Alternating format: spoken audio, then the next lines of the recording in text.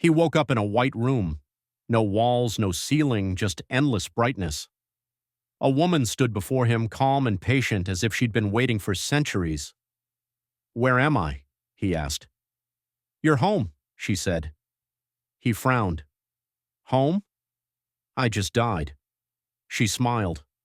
"Yes, and before that you lived 1,000 times." He blinked. "You mean reincarnation?" "In a sense," she said. "You've been every person who ever looked in a mirror and wondered who they were." She waved her hand, and the white room dissolved into scenes, wars, laughter, tears, newborns. He saw himself as a mother holding a baby, as a beggar in the rain, as a soldier pulling a trigger.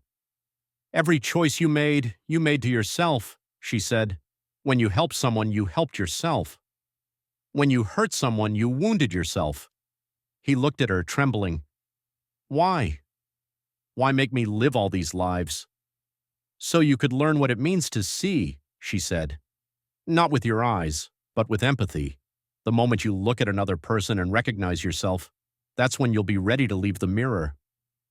He looked down and saw his reflection shimmer into countless faces, all his.